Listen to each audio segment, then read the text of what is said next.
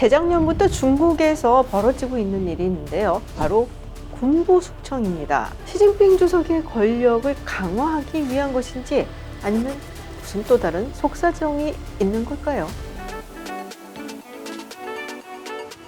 안녕하세요, 김주윤입니다. 최근 들어서 중국의 군부가 시끌벅적하다라는 얘기가 있습니다. 바로 2023년 여름부터 진행되어 오고 있는 군부 숙청입니다. 지난해 말에는 мя오화 중앙군사위원회 위원, 시진핑 주석의 충성파라고 알려져 있는 인물까지 숙청을 당하면서 굉장히 많은 화제가 되었죠. 자, 2023년부터 본격적으로 진행되어 오고 있는 군부 숙청, 무슨 이유인지 한번 오늘 그 이야기를 해보려고 합니다. 글쎄요, 부정부패 때문에 그렇다, 이를 척결하려고 그러는 거다라는 얘기가 나오고 있는데 과연 그것 때문일까? 근데 중국에서 일어나는 일에 대해서 정답은 이겁니다 라고 저도 말씀을 드리고 싶기는 한데 그게 사실 쉽지는 않죠. 어디까지나 많은 사람들이 분석을 하고 또 추측을 하는 영역이기 때문에 그 중에서 흥미로웠었던 분석을 하나 들고 와 봤습니다. 2022년 10월 23일 시진핑 주석이 당대회 이후 중앙군사위원회 주석으로 세 번째 자리에 오르는 날이었죠. 그런데 바로 다음 날인 10월 24일 미국의 공군대학 산하에 있는 중국 항공우주연구소에서 중국의 로켓군에 대해 분석을 한 보고서를 내놓습니다. 이게 무려 250페이지가 넘는 굉장히 두꺼운 보고서인데요. 제목이 이래요. PLA Rocket Force Organization. 그러니까 시진핑 주석이 2015년 말부터 정말 야심차게 밀어붙였던 로켓군에 대해서 상세하게 분석한 보고서죠. 그런데 이게 중국을 경악시킵니다. 이 보고서에 어떤 내용들이 있냐? 사령부는 베이징에 있고 전국에 한 6개의 미사일 기지가 있는데 이 미사일 기지가 정확히 어디에 있는지 좌표까지 나와 있죠. 그리고 그 기지마다 맡고 있는 지휘관, 사령부, 신상털기도 들어가 있고요. 그리고 각 기지마다 어떤 미사일들이 어떻게 배치가 되어 있는지까지 정말 상세하게 낱낱이 보고가 되어 있는 겁니다. 그리고 하필이면 시진핑 주석이 중앙군사위원회 주석으로 사면임을 한 바로 그 다음 날 마치 선물처럼 내놓은 것이죠. 내 맘이야. 한번 들여다봐. 그런데 이 보고서가 완전히 대중에게 오픈되어 있습니다. 여러분도 지금 미국 공군대학교의 우주항공연구소 웹사이트에 가시면은 이 보고서를 다운로드 받으실 수가 있습니다. 그 말인즉슨 기밀이 새어나갔다는 것이죠. 이야기를 하려면 먼저 중국의 군부에 대해서 그 구조를 조금 설명을 해드려야 될 것 같아요. 중국 군부의 중심에 있는 것은 중앙군사위원회죠. 예전에 마오쩌둥이 그런 말을 했던가요? 권력은 총구에서 나온다. 후진타오 전 주석이, 장쩌민 전 주석이 중앙군사위원회의 주석 자리만큼은 내주질 않아서 처음에 좀 고생을 했었죠. 중앙군사위원회는 현재 주석이 1명, 그리고 부주석이 2명, 그리고 군사위원회 위원 4명 이렇게 구성이 되어 있습니다. 주석은 당연히 시진핑 주석이고요. 부주석은 2명인데요. 한 명은 장유샤, 그리고 또 다른 한 명은 허웨이둥이라는 인물입니다. 그리고 4명의 군사위원이 있는데요. 우리나라의 국방부 장관에 해당되는 것이 국방부장이죠. 그리고 연합참모부 참모장, 정치공작부 주임 이렇게 있습니다. 중국군의 군종은 어떻게 되어 있냐? 우리가 소위 육해공군 이야기를 하죠. 중국군은 육군, 해군, 공군이 있고요. 그리고 로켓군이 있습니다. 원래 예전에는 여기에 전략지원부대라고도 있었는데 최근 들어서 이 전략지원부대를 4병종으로 해체했어요. 사실 시진핑 주석이 2012년 11월 중앙군사위원회 주석으로 취임을 하고 이런 말을 했다고 알려져 있습니다. 중화민족의 위대한 부흥은 강공몽 이라는 말을 했고, 그래서 2013년부터 군 개혁에 대한 계획을 세워나가고 2015년 말부터 본격적으로 개혁을 시도를 합니다.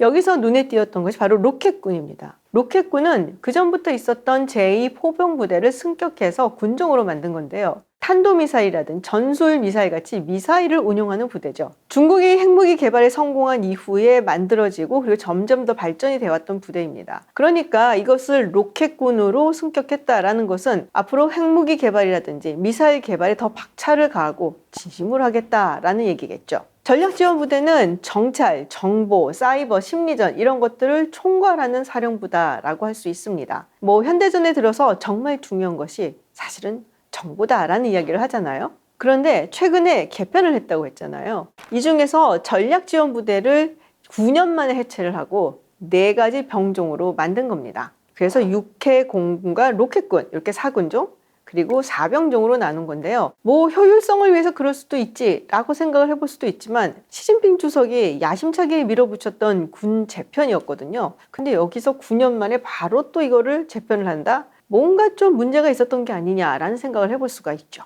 또 이 타이밍이 되게 절묘한 것이요. 당시에 중앙군사위원회의 주석으로 3연임을 함과 동시에 눈에 띄는 인사이동이 하나 있었습니다. 바로 현재 부주석인 허웨이둥에 관한 것인데요. 사실 허웨이둥은 2019년부터 동부전구 사령관이었습니다. 동부전구는 장쑤성, 상하이, 저장성, 안우이성, 후젠성 등을 관할하는 정부입니다. 그런데 지도를 보시면 아시겠지만요. 바로 그 앞에가 대만 해협이고 건너편이 대만이죠.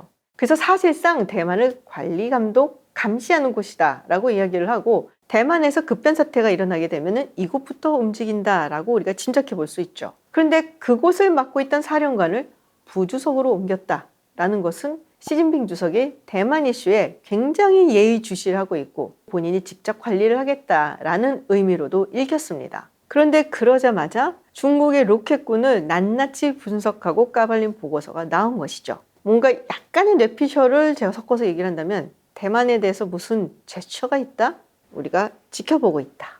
뭐 이런 얘기가 아닐까라는 생각도 들었거든요. 그리고 그 다음 해인 2023년 여름부터 대대적인 숙청이 시작이 됩니다. 그리고 흥미롭게도 그 숙청의 진앙지는 로켓군이었죠. 2023년 여름부터 로켓군의 수뇌부가 사라지거나 해임이 됐는데요. 그 중에서도 로켓군의 부사령관이었던 우거화가 갑자기 사망을 합니다. 어떤 보도에 의하면 스스로 목숨을 끊었다라는 말도 있습니다. 로켓군의 사령관이었던 리위차오가 7월 31일 해임이 되고요. 그리고 10월에는 국방부장인 리 샹푸가 해임이 되죠. 중국을 당혹스럽게 만든 미국의 정보전은 이게 끝이 아닙니다. 지난해 9월 월스트리트저널에서 미국 국방부 관계자를 인용한 보도가 뜨는데요. 중국이 개발 중인 공격형 핵추진 잠수함이 약 4개월여 전에 시험 항해를 앞두고 후베이성 우한시 우창 조선소에서 침몰했다라는 겁니다. 그런데 4개월여 전에 있었던 일이 왜 지금 불거진 것인가? 일단 중국이 이 사실을 쉬쉬했던 게 있었고요. 그리고 사실은 이와 관련해서 중국 잠수함 하나가 지금 침몰한 것 같은데? 라고 4개월 전에 말했던 사람이 있었다는 거죠. 바로 신미국 안보센터의 토마스 슈가트 선임 연구원입니다.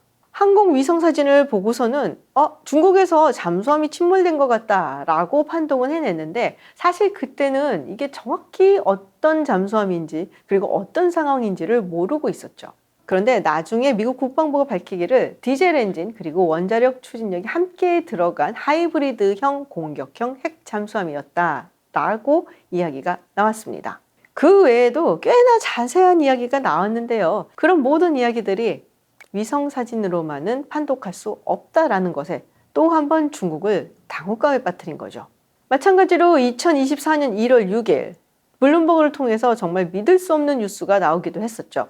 이거 역시 미국의 정보국에서 나온 것이다 라면서 보도를 했는데요. 중국 서부 쪽에 사막에 배치한 미사일, 이 미사일의 액체 연료통에서 연료가 아니라 물이 채워져 있었다는 겁니다. 그뿐만이 아니라 규격이 맞지 않는 뚜껑들로 인해서 쓰지 못하는 미사일들이 창고에 가득 쌓여 있다라는 보도도 나왔죠. 그러니까 종합해보면 숨기고 싶었던 정보들도 지금 탈탈 털리고 있고 그리고 군부 내에서의 부정부패로 인해서 제대로 무기 생산도 안 되고 있고 잠수함이 침몰하고 있고 이러다 보니까 대대적인 군부 숙청이 필요하다라고 시진핑 주석이 생각한 게 아니겠냐라는 것이죠.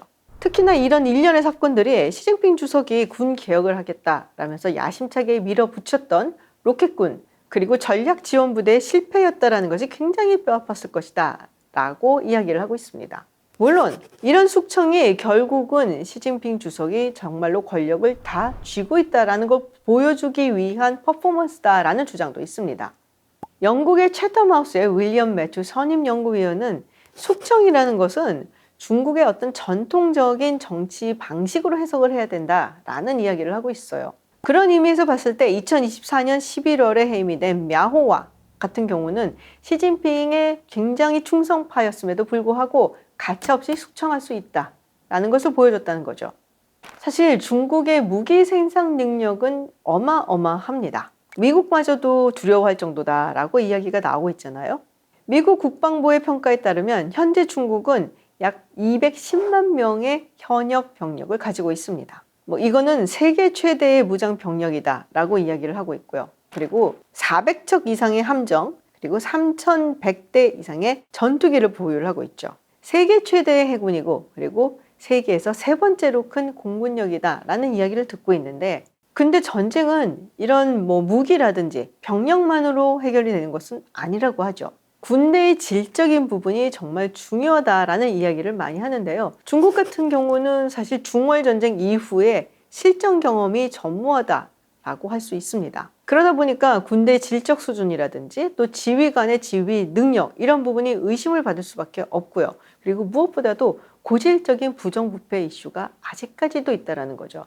그러면 중국군의 부정부패가 얼마나 심각하냐?